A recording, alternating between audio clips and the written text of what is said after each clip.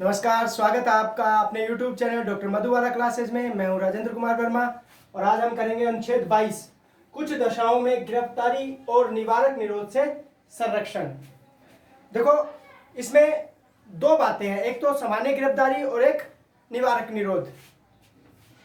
तो प्रत्येक व्यक्ति को गिरफ्तारी एवं बंदीकरण, नजरबंदी जिसे बोलते हैं, से संरक्षण प्राप्त करने का अधिकार है।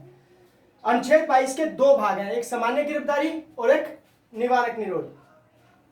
जहां पहले भाग में अनुच्छेद 22 1, 2 और इसका अपवाद 2, 3 सामान्य गिरफ्तारी से संबंधित है, वहीं जो दूसरा भाग है अनुच्छेद 22 4, 5, 6 और 7 निवारक निरोध से संबंधित है।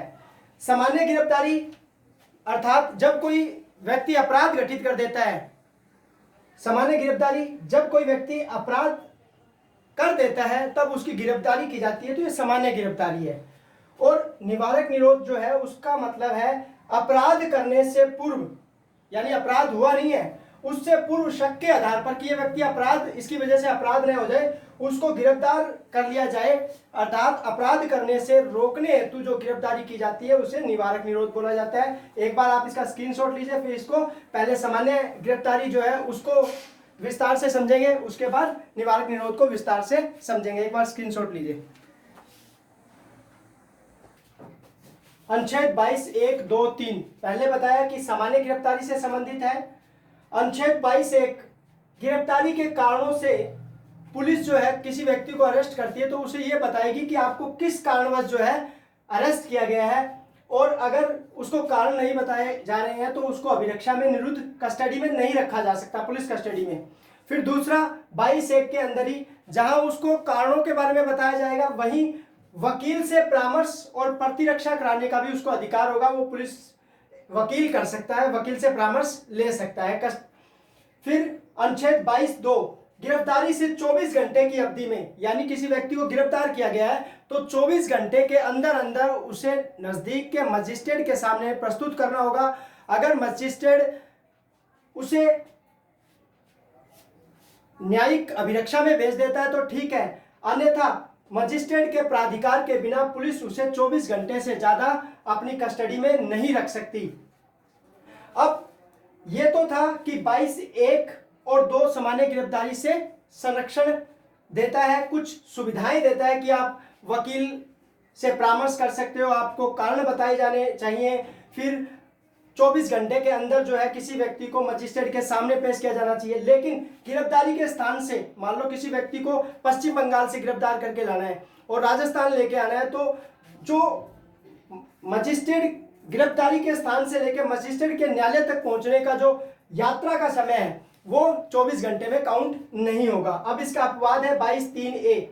अगर मान लो कोई व्यक्ति जिसे गिरफ्तार किया गया है, अगर वो शत्रु देश का है, अन्य देश का है, विदेशी है, तो उस पर ये दोनों जो संरक्षण देते हैं सामान्य गिरफ्तारी से, ये नियम ये अनुच्छेद उस पर लागू नहीं होंगे। 22 3 बी निवारक निरोध के अधीन अगर कोई व्यक्ति गिरफ्तार किया गया है या निरुद्ध किया गया है, उस पर भी 22 1 और 2 जो है कंडीशंस लागू नहीं होंगी।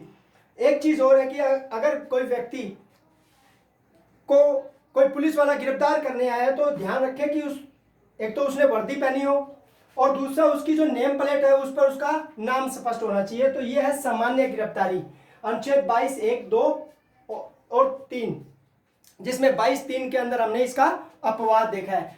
तो आप एक बार इसका स्क्रीनशॉट लीजिए, फिर उसके बाद जो है हम निवारक निरोध करेंगे 22 4 5 6 और 7।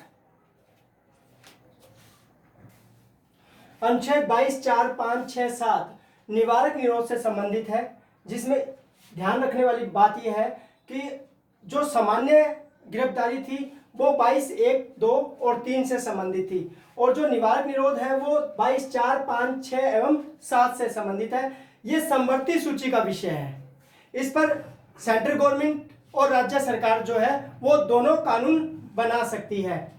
इसे संविधान में नेसेसरी इविल कहा गया है, क्योंकि यह अपराधियों को प्रोटेक्शन देता है। अब हमें एक चीज का पता है कि वो अपराधी है और अपराध करने वाला है, तो हम उसे क्या कर लेते हैं, गिरफ्तार कर लेते हैं, एक तरह की उसको प्रोटेक्शन देते हैं कि वो अपराध न करे। 22(4) निवारक निरोध का उपबंध करने वाली कोई विधि किसी व्यक्ति का 3 मास की अवधि से अधिक अवधि के लिए निरुद्ध तब तक नहीं किया जा सकता। यानी 22(4) ये उपबंध करता है कि किसी भी व्यक्ति को तब तक 3 मास से अधिक अवधि के लिए नजरबंद नहीं किया जा सकता।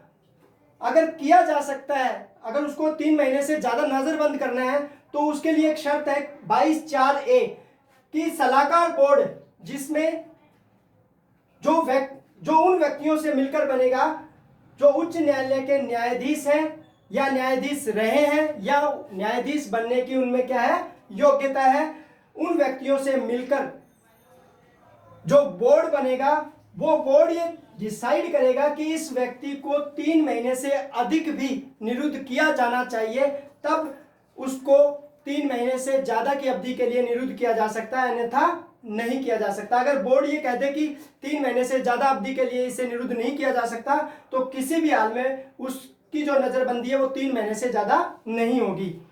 44वें संविधान संशोधन 1978 के द्वारा जो 90 दिन यानी 3 महीने की जो अवधि है उसको घटाकर 60 दिन कर दिया गया था, लेकिन अभी तक व्यवहार में इसे नहीं लाया गया है। 90 दिन तक की ही नजरबंदी या निवारक निरोध रखा गया है।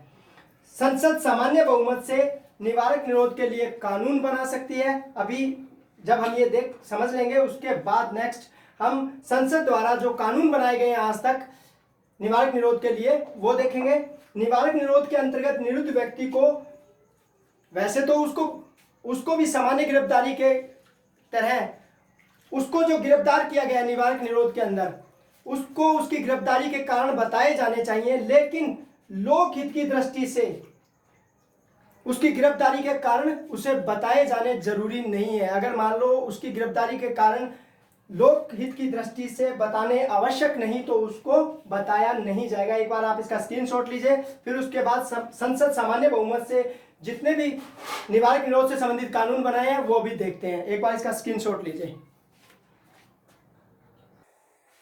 संसद सामान्य बहुमत से जो आज तक कानून बनाए हैं, जिसमें prevention detention act 1950, Misa 1971, कोफेपोसा 1974, national security act रासुका 1980, टाडा 1985, पोटा 2002, इसमें से कुछ जो कानून है वो ही अब सक्रिय है, बाकी निष्क्रिय हो गए हैं। उम्मीद करता हूं कि आपको मेरी ये वीडियो पसंद आई होगी।